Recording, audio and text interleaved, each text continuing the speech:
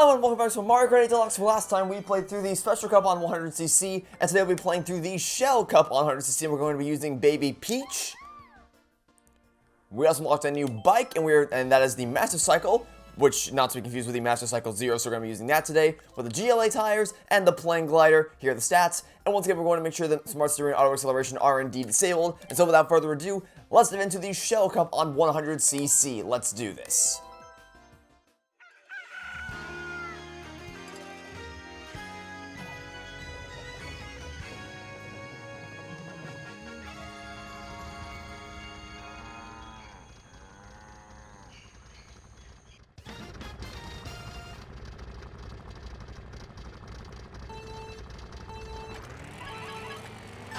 So, it's been a while. Been a few days since I uploaded the last episode, and that's mainly because, whereas with The Greatest Attorney is something I've been recording in batches because I just have not been able to stop playing that game because it's just so awesome, and I really, really hope they don't bungle the ending because I'm extremely invested in how this all comes to a close, so I'm hoping they don't bungle the ending, but I guess we'll find out in due time. Anyway, point being, that's a series I've been recording in batches, so I always kind of have an episode on the back burner ready to release. So, by which I mean I've been recording, editing, uploading, days and days in advance. Whereas with this is just something I've been sitting down and recording pretty much either the day of or the day before, just because I can do it really quickly, so I can save more time to do other things. However, that also means that if I miss a recording, then I miss the day, and I've been pretty good at that up until this point. But I did not get the chance to do it this weekend because this weekend I was supposed to be. Well, okay, I guess I may as well go into detail. So. When I was in high school, we had this thing called a board game club, where basically after once a week after school, we would get together and we would just play board games just for fun. And it was a lot of, as I just said, it was a lot of fun to do. It was something to look forward to every week, and I really enjoyed it. I was co-president of it, and it was a blast. It wasn't anything that would look great on a college resume, obviously, because it's like, okay, so great, you were the co-president of a board game club. Whoop-de-doo. Why do I give a shit? But I wasn't in it for that. I was in it because I enjoyed it, and that was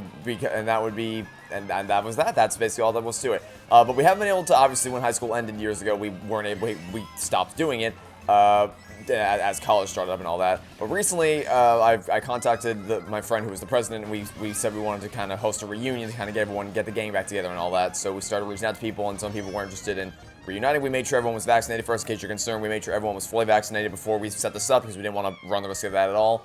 So we set it up and like, hey, we're gonna get back together. We're gonna play some board games and have a grand old time. As you might be able to guess, the reason why I was not able to record this weekend for Mario Kart Deluxe is intrinsically linked to this reunion that we had, but might not be for the reasons that you suspect.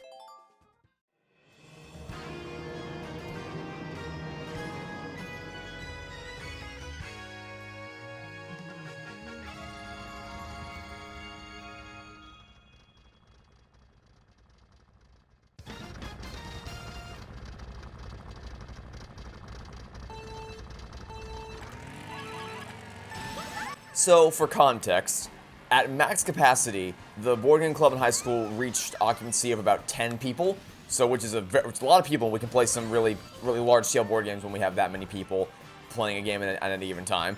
And of course, I consider myself to be a fairly realistic person most of the time, so I knew that the chances of us getting all 10 people back together were slim to none. So, shoot for the stars and try to get as many as you can, but realistically, the odds that everyone's going to still be interested / be available, not very likely. And that's correct, not everyone was available, but we still got about 7 people that were willing to show up, and I'm like, hey, that's a pretty good number. 70% success rate. It's alright, it's a passing grade in terms of getting the amount of people that we wanted to get back. So I was really excited. The plan was because we were getting together, oh dear. Okay, we were getting together early afternoon, and I was spending my morning editing up some Greatest Attorney videos. So my plan was that I was going to do the board game club thing, and then I would come back, and then in the evening I'd record Mario Kart Deluxe, and then I'd be done for the day. But that didn't end up happening because, for one thing, one of the people that was supposed to show up failed to mention, despite the fact that we made it explicitly clear what time we were supposed to meet up. He said, oh, actually, I can't make it there until... So we were meeting at 1, and he said in the group chat before, like hours before, he said, oh, by the way, I actually can't make it there until 5:30. It's like, By that point, we're probably going to be wrapping up. What the hell were you thinking? Not, like, if you can't make it, great. You know, things happen. We understand. But don't wait until literally hours before it's supposed to start to be like, oh yeah, lol, can't make it, lol. It's like, okay, that pissed me off, first off. But then once one person opened the floodgates to being like, hey, I can't make it anymore, then all of a sudden, some people just said, I'm not going to be able to show up anymore randomly. And then some people just didn't show up and didn't say anything about it. So what was once a group of 7 wound up being a group of 4. So, which, I mean, you can still play games with 4 people, but it wasn't. I was excited to get to see some of the people I hadn't seen in a long time, and I wasn't going to be able to get to see them ever again. And it's you start to wonder if they just said yes to be nice, and then they kind of let you down the hard way, I guess. But so already didn't put me in a great mood, but you know, the story doesn't end there, my friends.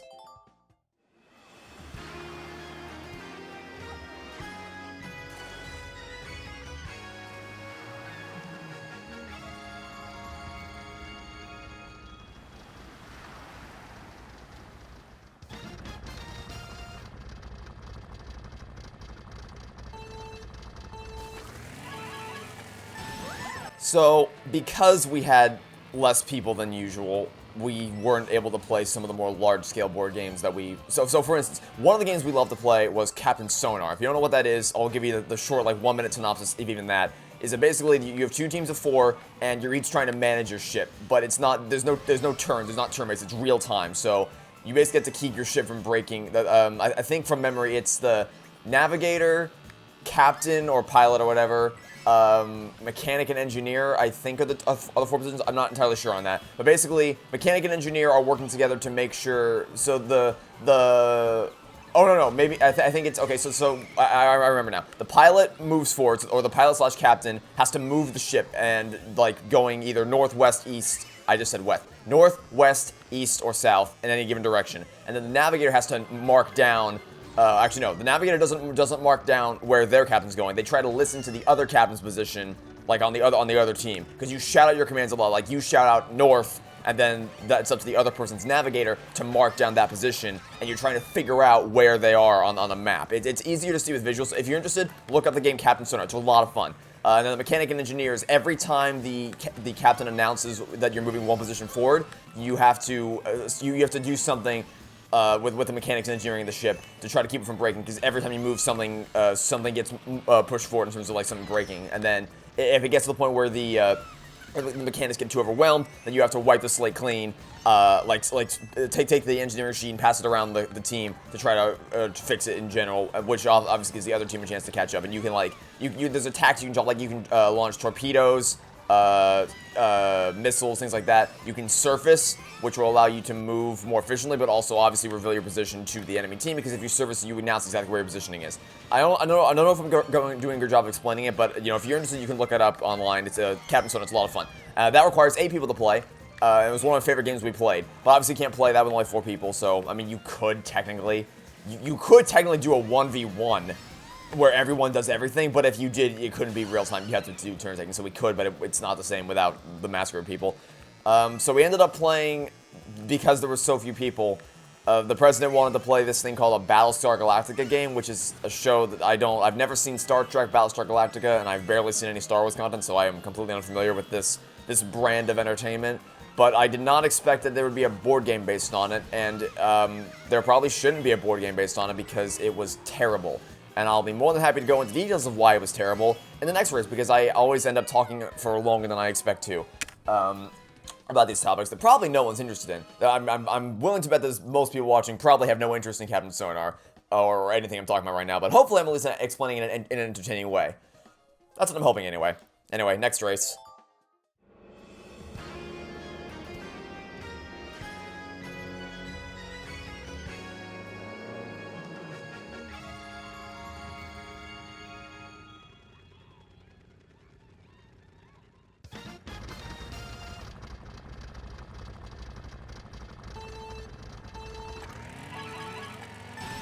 The way this game works, by the way, remember I said it was going to be a 1-minute synopsis of Captain Sonar? It was not a 1-minute synopsis of Captain Sonar, I don't think. But, don't hit the bus, okay.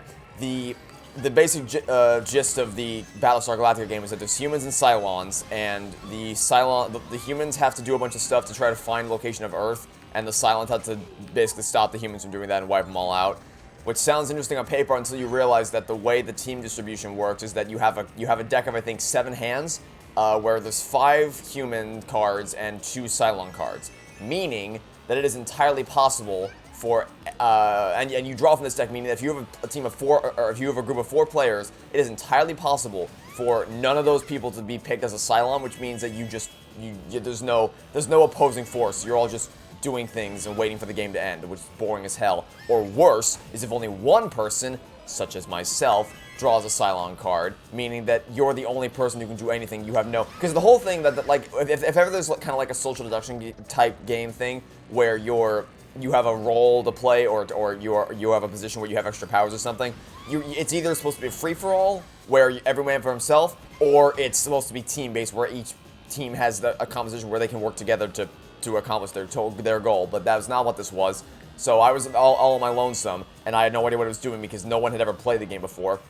So, I mean, except for the president, obviously. So, you know, I had no idea what I was doing, and it was like, I think it might have actually been rock bottom in terms of mental stimulation, because what you do is you draw cards, and then, I'm really trying to recall, because I'm just trying to block this out of my memory.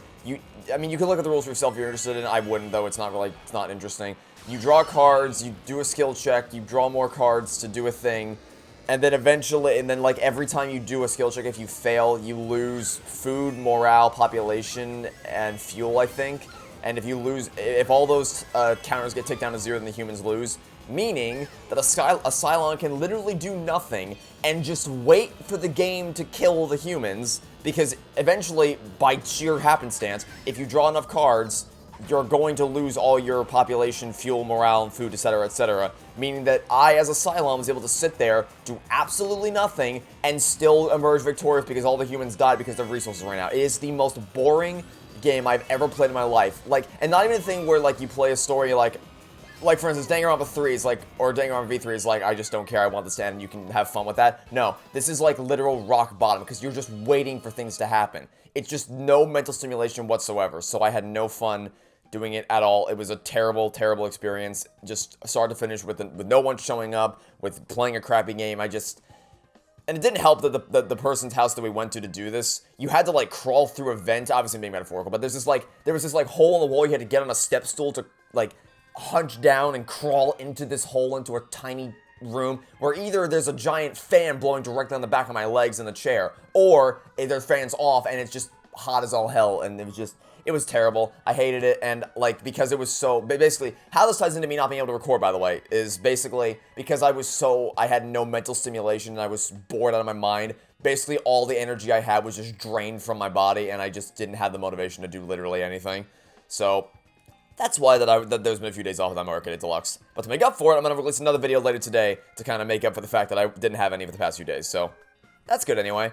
Alright, let's finally review the results.